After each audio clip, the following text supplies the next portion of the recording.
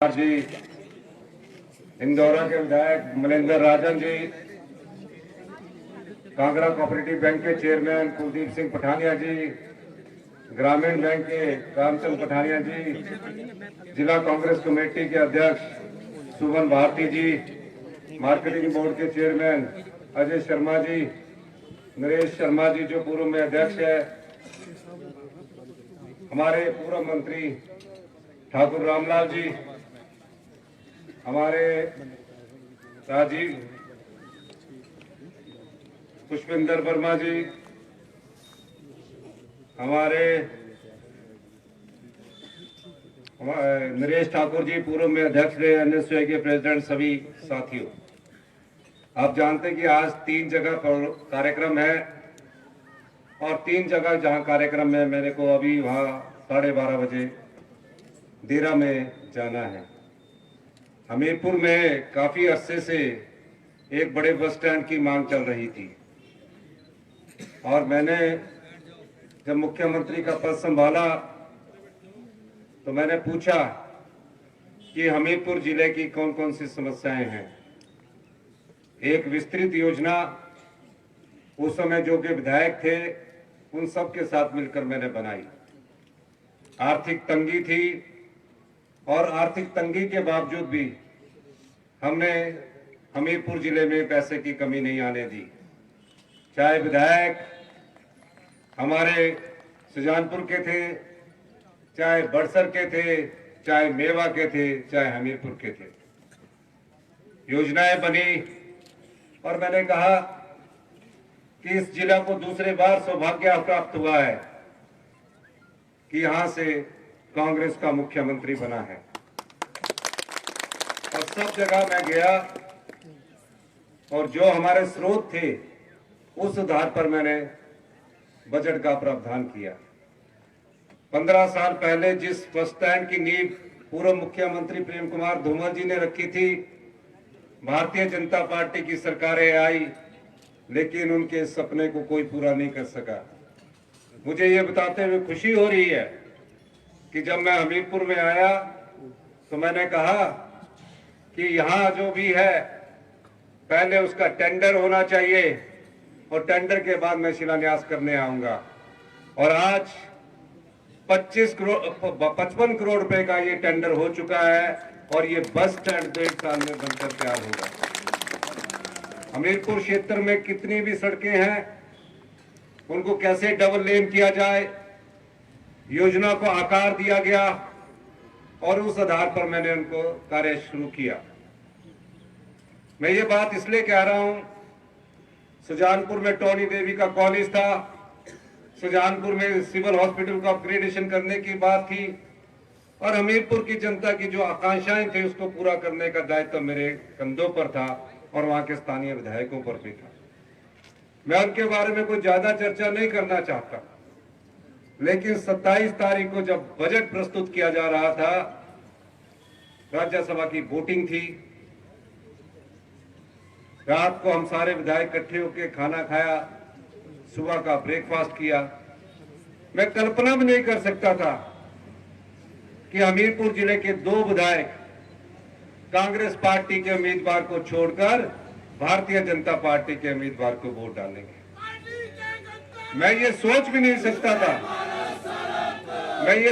सकता था, कि जिस कांग्रेस की विचारधारा और हाथ के चुनाव पर रख दिया और मत करने के बाद 6 विधायकों ने हमारी क्रॉस वोटिंग, सारे विधायक चुरा लिए और भारतीय जनता पार्टी के लोग चाहते थे कि 28 तारीख को जिस दिन हमारा बजट प्रस्तुत किया जा रहा था, वो बजट आप लोगों का बजट था, गरीब आदमी का बजट था, आम आदमी का बजट था, कर्मचारी वर्ग का बजट था, पुलिस कर्मचारी वर्ग का बजट था, वो पास होने नहीं देना चाहते थे।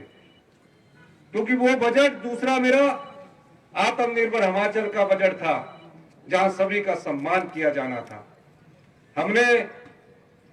मुझे पता लगा टीवी में चल रहा है कि मुख्यमंत्री जी ने इस्तीफा दे दिया।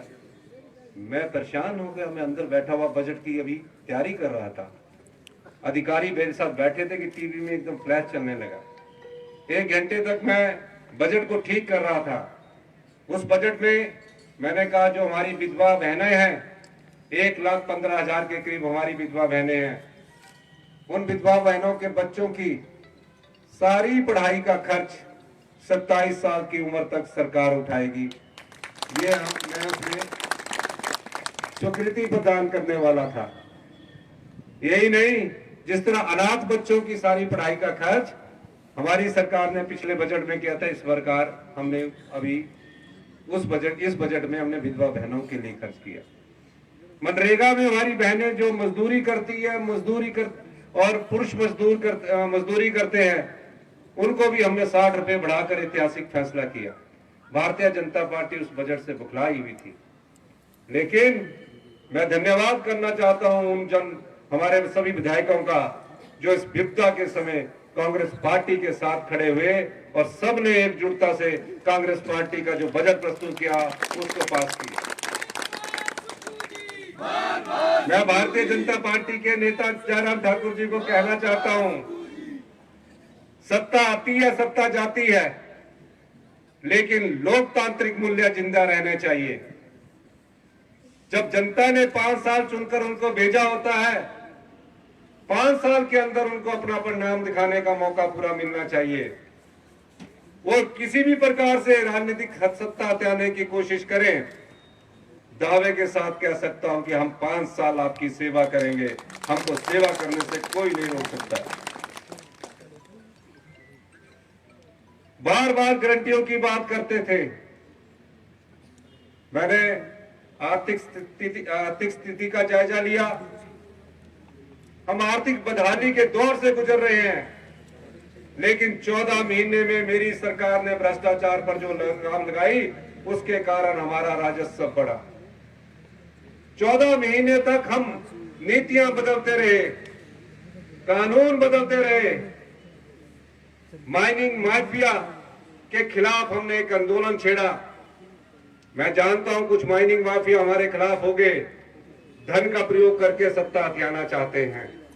हम आम आदमी से उठकर राजनीति करते हैं, सत्ता का मोह हमें नहीं होता, लेकिन भ्रष्टाचार इस प्रदेश में बिल्कुल पूरी तरह से खत्म करने के लिए हम कटिबद्ध है। इस प्रदेश की आर्थिक स्थिति जो किसी से छिपी नहीं है, 75,000 करोड़ रुपए का हम पर कर्ज चढ़ा हुआ है, 10,000 करोड़ रुपए की लायबिलिटीज थी। उसके बाद हमने अपने सरकारी कर्मचारियों और अधिकारियों को ओल्ड पेंशन स्कीम दी। जितने भी सरकारी कर्मचारी और अधिकारी हैं जो ओल्ड पेंशन स्कीम में आए हैं, उनको मैं ये बताना चाहता हूं, ओल्ड पेंशन स्कीम के बाद जो हमारे में पर आर्थिक प्रतिबंध लगे, उन आर्थिक प्रतिबंधों से भी जूझ कर हम उबर रहे हैं। 1780 करोड़ रुपए भारत सरकार ने हमारे ओल्ड पेंशन स्कीम देने के कारण काट दिए गए, लेकिन हमने हार नहीं मानी। हमने कहा हम अपने सरकारी कर्मचारी और अधिकारियों को ओल्ड पेंशन स्कीम देंगे ताकि उनका बुढ़ापा सुरक्षित हो सके। ये हमारी सरकार की कटिबद्धता है। यही नहीं, हमीरपुर जिला में कई विकासात्मक योजनाओं को हम लेकर आए, लेकिन हमीरपुर के 2 विधायक उसमें हमारे साथ सहयोग नहीं कर रहे थे। मैं एक और बात कहना चाहता हूं, हमारी सरकार किसानों तक पहुंचना चाहती है। आपने देखा हिमाचल प्रदेश हिंदुस्तान का पहला राज्य बना जहां गाय के दूध पर और भैंस के दूध पर मिनिमम सपोर्ट प्राइस दिया गया, एमएसपी दिया गया, यानी कि गाय का दूध 1 लीटर 1 किलो 45 रुपए के हिसाब से खरीदा जाएगा और भैंस का दूध 55 रुपए के हिसाब से सरकार खरीदेगी। ऐसा क्यों? ऐसा इसलिए कि जो गांव में बैठा हुआ किसान है उसके हाथों में पैसा पहुंचे। जब आपदा आई, आपदा में 16,000 घर नष्ट हो गए, 4,000 घर पूर्णतः नष्ट हो गए। जिसका पक्का मकान था, एक रात पहले उस मकान में वो सोया हुआ अपने परिवार के साथ था। आपदा ने कुछ ही चंद मिनटों और घंटों में उसके घर को तबाह कर दिया। तो भाई का ऐसा मंजर जुलाई अगस्त में था, मैं पूरे प्रदेश में घूमा कि जब तो भाई देखता था मैं तो मन भर आता था। अधिकारियों के साथ बैठक की। बैठक करने के बाद जब मैंने नियम कानून देखे तो कहा जिसके घर 50 लाख का भी बना है, 20 लाख का भी बना है, उसे सिर्फ 1.5 लाख रुपया दिया जाएगा। मैंने नियम बदल दिए, मैंने कानून बदल दिया। मैंने कहा पाई पाई जोड़कर एक घर बनता है, अगर उस घर को हम 1.5 लाख देंगे वो जिंदगी भर कभी भी पक्के मकान में नहीं रह सकेगा। हमने नियम बदल कर उन्हें 7 लाख रुपए देने का प्रावधान किया। फिर कुछ लोगों के कच्चे घर थे, कहा कच्चे घर को नहीं मिल सकता। मैंने क्या कहा कि ये जो परिवार है क्या यह जिंदगी भर कच्चे घर में रहेगा? उसके लिए भी नियम बदल दिया। जिसके कच्चा घर 2 लाख रुपए का था, मैंने उसको भी बदलकर 7 लाख रुपए कर दिया। इसलिए 16,000 परिवारों को हमने बसाने का काम किया। क्योंकि अभी मुझे काफी भाषण और जगह भी देना है। पहली बार पटवारी हमारी जनता के पीछे घूमते आए। आपको तकसीम करने में कई साल लग जाते थे, आपका इंतकाल करने में कई साल लग जाते थे। हमने मीटिंग की और पहली बार 1 लाख इंतकाल 3 महीने के भीतर कर दिए गए हैं और 7,000 से आज अधिक तकसीम के केस कर दिए गए हैं। ये सोच कहां से पैदा हुई?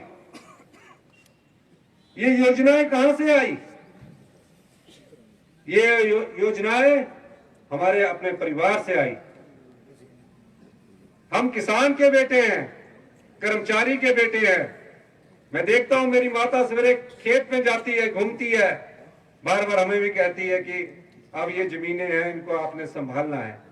पर मैं कई बार देखता था, विधायक था तो कई लोग आते थे कि हमारी तकसीम करवा दो, हमारे इंतकाल करवा दो। हमने कहा तकसीम और इंतकाल जो होंगे उसके लिए हमने कानून भी बदला, नियम भी बदले। आज आम आदमी का जनजीवन हम सुखी बनाने जा रहे हैं।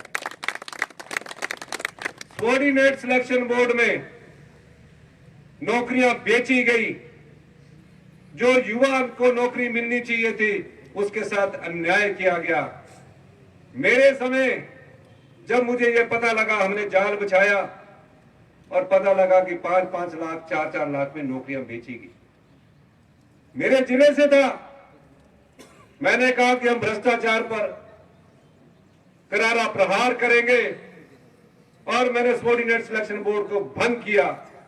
भारतीय जनता पार्टी के समय आपने देखा होगा इस सबऑर्डिनेशन सिलेक्शन बोर्ड से नौकरियां बेची जा रही थी और वो आंखें बंद करके बैठे हुए थे। पुलिस भर्ती का पेपर लीक हुआ और पुलिस भर्ती में युवाओं के साथ अन्याय हुआ, लेकिन हमने उस प्रकार का रोजगार देने से भ्रष्टाचार में लिप्त सम्मिलित अधिकारियों को जेल की सलाखों के पीछे भेजा। आज सबऑर्डिनेट सिलेक्शन बोर्ड के अधिकारी जेल की सलाखों के पीछे जा रहे हैं।